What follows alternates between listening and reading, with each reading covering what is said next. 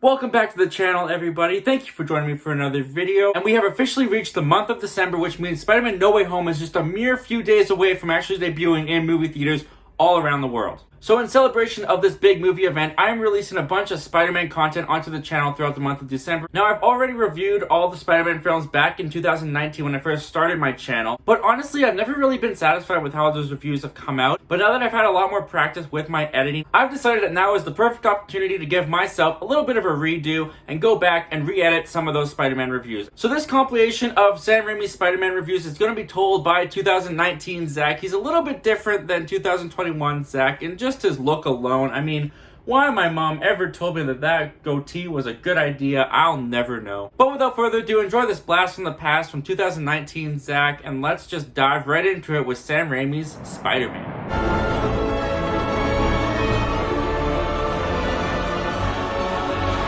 Spider-Man came out in 2002. Spider-Man was a big thing when it first came out in theaters. It was the first movie to hit 100 million opening weekend in the box office.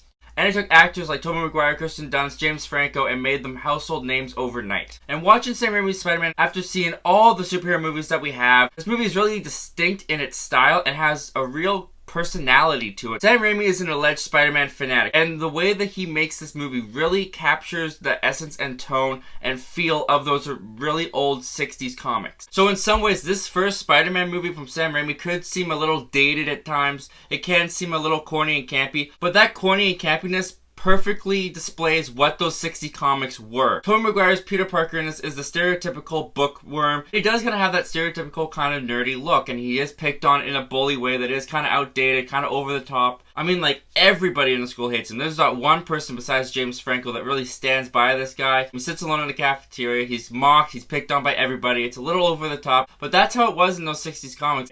And what Sam Raimi does with the campiness and goofiness and cheesiness really of those original 60s Spider-Man comics is he takes those moments and he makes them fit into this grounded world that he created with characters that feel fleshed out, feel real. And I thought Sam Raimi really brought a great balance of that to this movie. And another thing I really love about this movie is the pacing. The first hour is like the origin story. In the first 7 minutes of the film, we get introduced to all the characters and all of their relationships are established right away. And Peter Parker's Spider-Bite is edited side by side by Norman Osborn's transformation into the Green Goblin. The story and the movie just goes at such a brisk speed. You get introduced to Peter's Aunt May and Uncle Ben, played by Rosemary Harris and Cliff Robertson, and they are so good. They really brought a real life to Uncle Ben and Aunt May. The minute they come on screen together, I just feel like I know these people, I know their relationship. And that credit's really due to the actors and their chemistry together. And yeah, they're an aunt and an uncle, and they look more like grandma and grandpa. When I was younger, I thought that they were a grandma and grandpa. But that's also how it was in the comics. Aunt May was older in the comics. She did kind of resemble more of a grandma than an aunt. So Sam Raimi also incorporated that into this movie. And you know what? It works because Rosemary Harris is great as Aunt May. She just brings such a warmth and caring, loving nature to her. You really understand how much she cares about Peter and the love and support that Peter has from her. And the relationship established between Peter, Aunt May, and Uncle Ben is also really strong too. The scene where Uncle Ben is talking to Peter about great power comes great responsibility, and Peter's just not having any of it. The last thing he says to Uncle Ben, "Stop pretending to be my father," you really see how much that hurts Uncle Ben.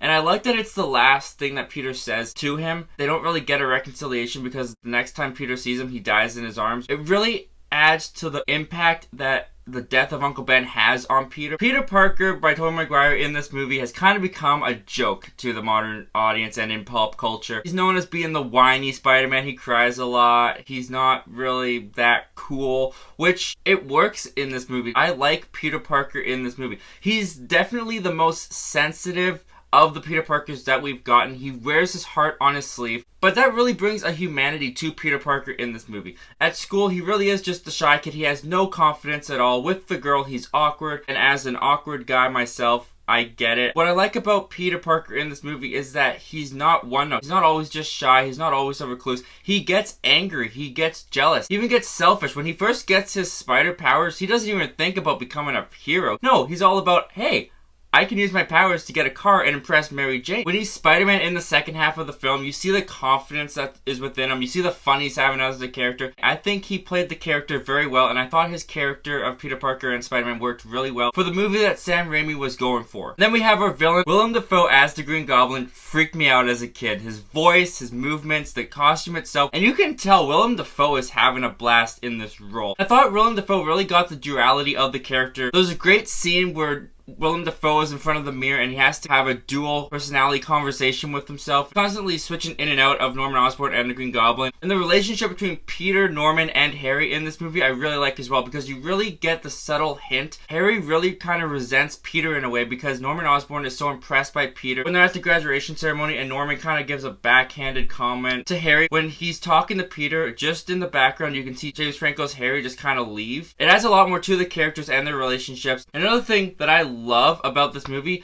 is the incorporation of practical effects and CGI. CGI wasn't the best in 2002, and there's definitely some segments in this movie where it does not look very good. The revenge sequence where Peter Parker's going after the robber that killed Uncle Ben is a great sequence, but CGI Peter Parker does not hold up anymore. When that scene came on, I felt like I was watching a video game cutscene. It just did not look good. But aside from that, there is a lot of practical stuff that they did with this movie that I really like. When Peter Parker is discovering his powers and he goes to the side of the building and he starts to climb it, they put that set on the side and they shot it sideways. It looks great. It looks like he's physically climbing up the wall. I love that climbing sequence. Even though Peter Parker isn't exactly shocked by what he can do, you never really get to see him explore this, figure out why this happened to him. He just kind of accepts it right away. He's just like, whoa, I'm ripped now. Cool. Well, no explanation for that, but I'll take it. He's not at all like, oh my goodness, there's a web inside my arm. He's playing around in his room. But there is a lot of physical stunt work done in this movie. There's a lot of practical uses in the movie as well. And I really just love going back to a time where superhero movies had to think creatively about the practicals and they couldn't just use CGI for everything. And that really does give a credit to the stunt work and the rigging work and all, because everyone's on a wire in this movie. If you watch behind the scenes, you can just like see how many times people are on wires flying around. It works well in the movie. It looks great still, in my opinion, to this day. And the fight scenes are also very street level. He's a friendly neighborhood Spider-Man, and in this movie, there's no train sequence like in Spider-Man 2 because he's just beginning as Spider-Man. He's taking down robbers, purse snatchers, getting pictures for J. Jonah Jameson. J.K. Simmons owns this role. He nailed the fast-talking personality of J. Jonah Jameson and the look of J. Jonah Jameson as well. He looks ripped right out of the comics. But even the end of this movie is the most brutal Spider-Man fight of all the Spider-Man movies. Goblin is just relentless on Spider-Man, punching him, kicking him all over the place. What I loved about this movie and the Sam Raimi trilogy in general is how much Spider-Man's suit gets completely torn up and ripped, because it just adds a realism to it. In this final sequence where he's fighting the Green Goblin, he's bleeding, he's got a black eye. The first Sam Raimi Spider-Man movie really stands out from all the rest, and I still love Spider-Man to this day.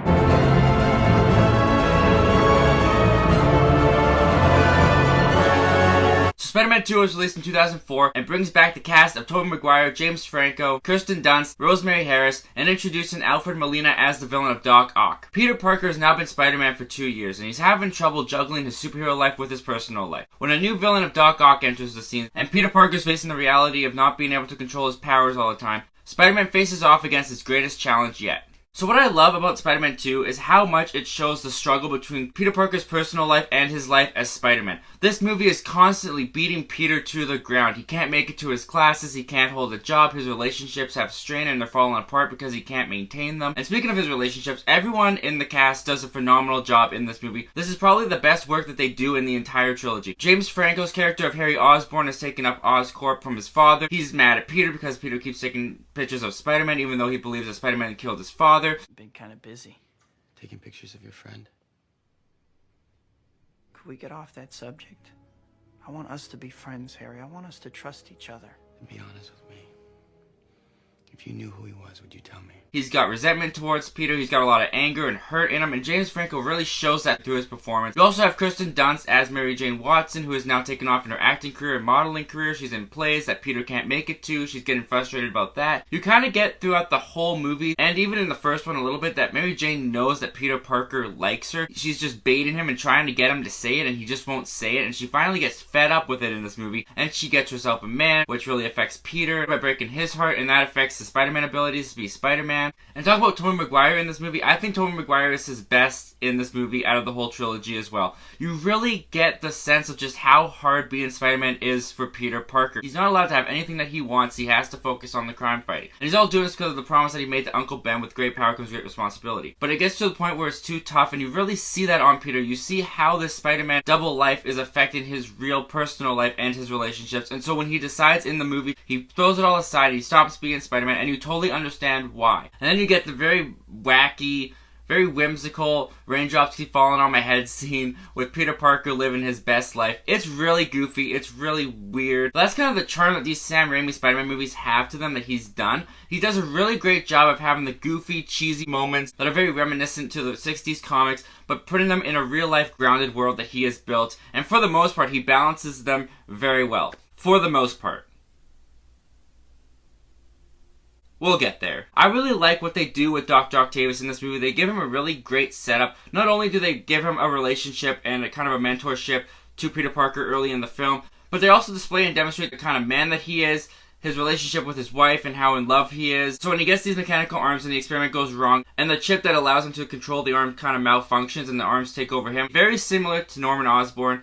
In the first movie, he goes insane and these arms start to control him. You feel bad for him, and there's enough with the character that you know from his past and who he was that kind of breaks your heart when you see him turn into this Dr. Octavius and he becomes Spider-Man's villain with the hospital scene. Everyone has talked about the hospital scene that has talked about this movie with Dr. Octavius taking out the hospital, doctors and the nurses, and there's that scene where he's dragging the girl and she's clawing the ground and she's leaving like scratch marks. It's horrific. It's completely shot like a horror movie and it works really well by showing just the power, menace, and evil being that these arms have made Dr. Octavius to be. The movie's also much funnier than the first one. It has a lot more gags, a lot more jokes, and you get a lot more of J.K. Simmons as J. Jonah Jameson. Could you pay me in advance?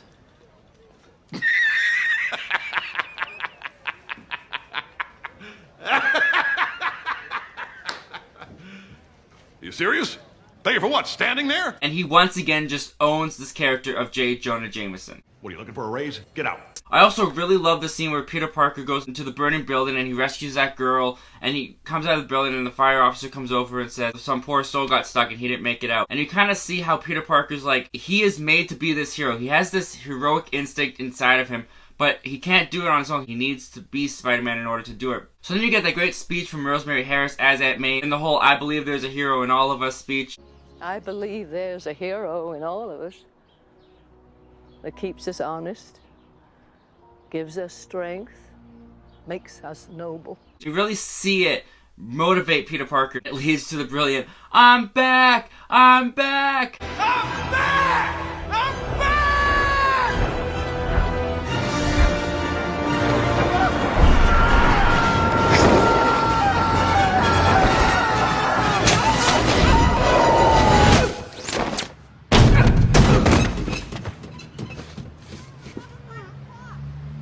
My back!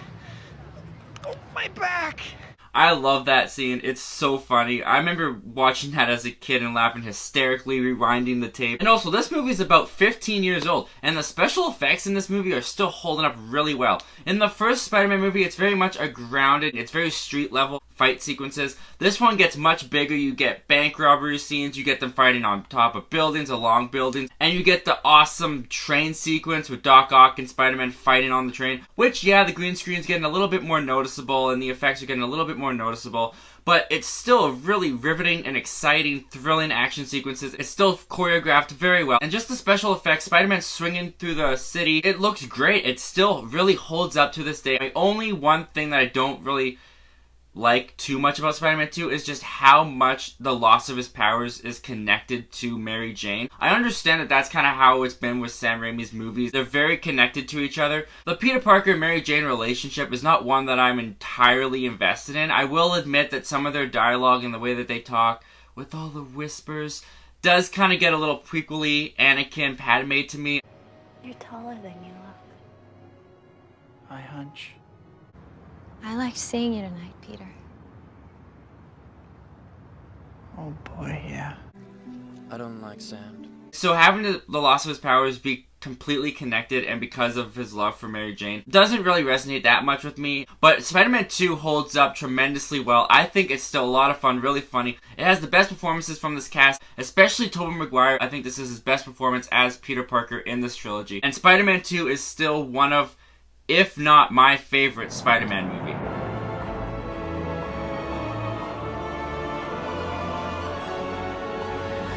So Spider-Man 3 was released in 2007, once again directed by Sam Raimi, bringing back Tobey Maguire, Kirsten Dunst, James Franco, Rosemary Harris, and introducing Thomas Hayden Church as Flint Marko and Sandman, and Topher Grace as Eddie Brock and Venom. Peter Parker is living his best life, dating Mary Jane, and New York loves Spider-Man.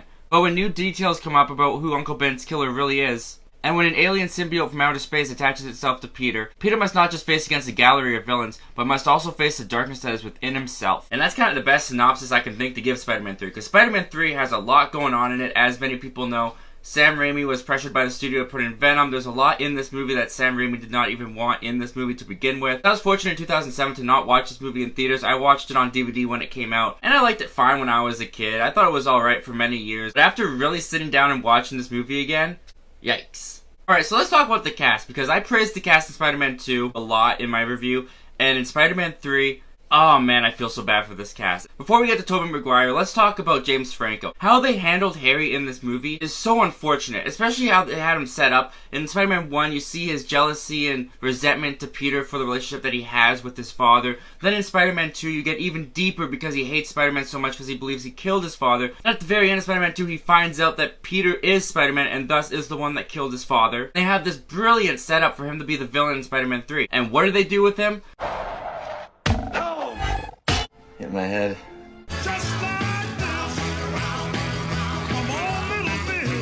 They just give him amnesia, and then Harry's just all smiley because he can't remember anything from after his father died. Basically, Spider-Man 2 is erased from Harry's memory. Even early on in the film, I don't like how they handled Peter Parker with Harry. After he sees Mary Jane's play, and he runs into Harry outside of the theater, he talks to him like he's just talking to him for the first time. Now, at the end of Spider-Man 2, when Harry finds out about Peter being Spider-Man, that's a big thing. You'd think that Peter would get right on it and try to explain to Harry, hey, this is how it went down, this is how it happened right away. This conversation makes it sound like this is the first time Peter's talked to Harry since the situation of Spider-Man 2. This doesn't really give a great timeline, but I would assume this is maybe a year later after Spider-Man 2. Seeing how Peter Parker is getting ready to propose to Mary Jane. So why has Peter waited all this time to talk to Harry? It's just one of the things that makes Peter a little bit unlikable in this movie. In Spider-Man 2, I think they really nailed the character of Peter Parker, and I thought Tobey Maguire gave a great performance. And I actually think that they really matured the character of Peter in Spider-Man 2. In this movie, they've kind of like regressed him. His growth and his maturity that he reached in Spider-Man 2 is completely undone here. New York now loves Spider-Man. And in Spider-Man 2, you really saw that like Peter Parker did this superhero thing, even though he was getting no praise for it. It was basically a thankless job. And that's one of the things that you kind of really respect Peter for. In this movie with New York loving Spider-Man, Peter is like always admiring and talking about himself. It makes him really unlikable. Hey, stick around. It's gonna start again in a couple minutes. I see Spider-Man posters in the window. The kids running around with me on their sweaters. I don't know. I guess I've become something of an icon. Spider-Man. Spider-Man. And Tobey Maguire, I don't know, he just gives a really weird performance. I understand that Peter Parker's like on cloud 9. Tobey Maguire just comes off as such a goof in this movie. Oh, I'm so nervous. It's my girlfriend. It's wonderful. The only one that's really given as good as a performance as I think she did in the first two movies is Kirsten Dunst as Mary Jane Watson. But her character is awful. We have watched Spider-Man 1 and Spider-Man 2, and in those movies we've watched Peter Parker longing for. Now they're finally together. And this couple is awful. They don't work together. He's being overly supportive to her, and she's constantly throwing it in his face. You are great. That's a critic. Believe me, I know. Spider-Man gets attacked all the time. This isn't about you. This is about me. You can't let it bring you down. You just gotta believe in yourself, and you pull yourself together, you get right back on the horse. And Don't give me the horse thing. I think she's being way too harsh on Peter in this movie. Peter's trying to be over supportive, she's not taking any of it, and there isn't really a moment in this movie that I actually like them as a couple. In fact, when Harry gets his amnesia and they kind of have this love triangle going on between Harry, Mary Jane, and Peter Parker again, I'm rooting for Mary Jane and Harry Osborn more than I am for Mary Jane and Peter Parker because I just found there was more chemistry with Mary Jane and Harry Osborn in this movie. And now let's talk about the villains in this movie. We touched a little bit on Harry Osborn and how he's misused. Flint Marko as Sandman is introduced in this movie, played by Thomas Hayden Church, and he's kind of pointless to be in this movie. Besides being the thing that gets Peter to have this anger in him when he gets the symbiote, he doesn't really do much in this movie. Let's talk about Eddie Brock as Venom, played by Topher Grace. Now, this is going to be a really unpopular opinion of mine, but I stand by it. Because of how disappointing they've made Harry Osborn as the villain, Topher Grace is the best villain in this movie. He is not the big brooding guy that he is in the comics, but he really parallels Peter Parker. He's a photographer, he has plans to marry a girl, just as Peter has plans to marry MJ in this movie. And so by the time that Peter embarrasses him, and him and the symbiote come together, I understand the motivation as to why both the symbiote and Eddie Brock both hate Peter Parker and Spider-Man and want to go after him. Yeah, Eddie Brock and Venom, they're kind of shoehorned into the movie, no doubt about it. But I did feel the motivation and the conflict there way more than I did with Sandman. So yeah, this movie is too stuffed with villains and they don't work together, they don't balance each other out. But to be honest, I don't hate Topher Grace's Eddie Brock or Venom as much as everybody else does. Okay, so speaking about Eddie Brock and Venom, let's talk about the biggest problem of this movie, which is the symbiote on Peter Parker. There is one sequence in this movie where this works, and that is after Peter Parker finds out Flint Marko is the one that actually killed Uncle Ben, and he's listening to the monitor, and he's got the black suit at this point, and he goes after Flint Marko in the subway station. It really captures the anger that this symbiote brings out of Peter, and he goes relentless on Sandman, and it's the only time that the anger and rage that Peter Parker has inside of him comes through the symbiote and works in this movie. After that scene, Tobey Maguire just cannot pull off, as he's been dubbed now as Emo Parker. Anytime he tries to be the ladies' man, I laugh in this movie. It's so ridiculous. Find us some shade. Thanks, out nice. And just the way they handle the black suit and the way that it affects Peter, like, I don't know if they're trying to do the raindrops keep falling on my head sequence again, but dancing in the street like this just doesn't work. Everyone's talked about it, and it's so true. This just does not work. And because I already found Peter Parker kind of unlikable at the beginning of this movie, this makes me hate him even more. And the character that I love from Spider-Man 1 and Spider-Man 2, I just don't see in this movie. I would say the best thing that Spider-Man 3 has going for it is the action sequences. I really like the action in this movie. When Spider-Man first goes after Sandman in the bank truck, I think that's a lot of fun. And the second fight between Peter and Harry in Harry's mansion, I think is really exciting, really thrilling, and it has one of my favorite lines from Tobey Maguire in this movie. Oh, look at little Goblin Jr.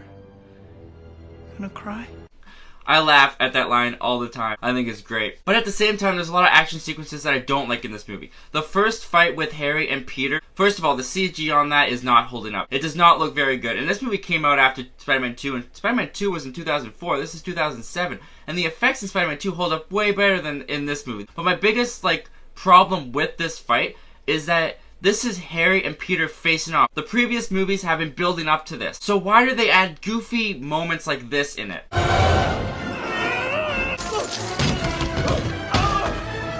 It just takes away from the intensity. And there's actually a lot of times in this movie that I ask myself, what? Why? Where? I was constantly asking questions during this movie. Here's some examples of this. What is this experiment? Why did they just watch the crane come at them? The rescue of Gwen looks really cool, but did they forget about everyone else in the building? Spider-Man just stands there and poses for Eddie Brock. I'm sure there are people still dying in that building. Why do they chant "kiss him" at this key ceremony? How childish is this crowd? Why would Dr. Connors let Peter keep the symbiote if he says he's seen nothing like that before? What is Ghost Norman? He comes in at the end of Spider-Man 2 and they never explain if it's a ghost or if Harry's going insane. But Harry hadn't taken the serum that Norman took at the end of Spider-Man 2. He doesn't take it till Spider-Man 3, so why is he seeing Norman in Spider-Man 2? Where does Harry come from when he attacks Mary Jane? He's not in the room when she enters. And of course, how could they think the dance scene was a good idea? While they were filming this, did no one tap Sam Raimi on the shoulder and say, hey, this is stupid? Even in the editing room, why didn't they cut this out? How does Eddie know about Flint Marko? In the comics, they established that the symbiote can talk to Eddie, but in this movie, it's never established, so there's no reason why Eddie should know about Flint Marko or that Peter is Spider-Man. Anyway, guys, those are just some of the examples of the questions that I had from this movie. Spider-Man 3 is not good. It's just not good. Couple good sequences do save it, like the Sandman burst scene. I think it actually looks really good. It's still a spectacle of visual effects work, and I think the score actually is really nice. J.K. Simmons as J. Jonah Jameson is still fantastic, and I love this pill bit. I think it's hilarious. Time to take your pill. Not that one. Not that one.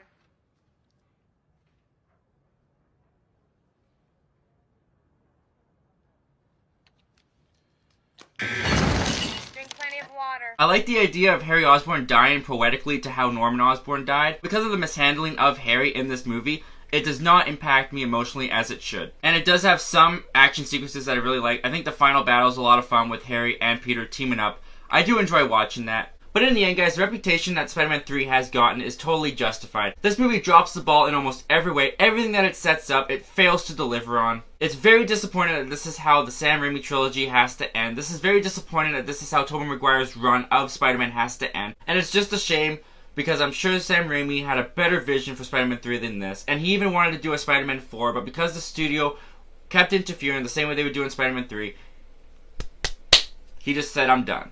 It would have been really interesting to see what Spider-Man 4 would have been, but this is the end of the trilogy of Sam Raimi's, unfortunately. But it is not the last Spider-Man movie that we will be talking about. Oh, 2019, Zach. You have no idea. Guys, thank you for joining me for this compilation of these past Spider-Man reviews for the Sam Raimi trilogy. I'm going to be putting out some more Spider-Man content throughout the month of December leading up to No Way Home, including new reviews for Homecoming and Far From Home. I have reviewed those movies in the past, but they're beyond saving. As always, guys, thank you so much for clicking on this video and checking out my channel. If you like talking movies, TV, and all things entertainment, why don't you go on and click that subscribe button, click that like button, click that notification bell, all that YouTube stuff, and I hope to talk to you guys again real soon.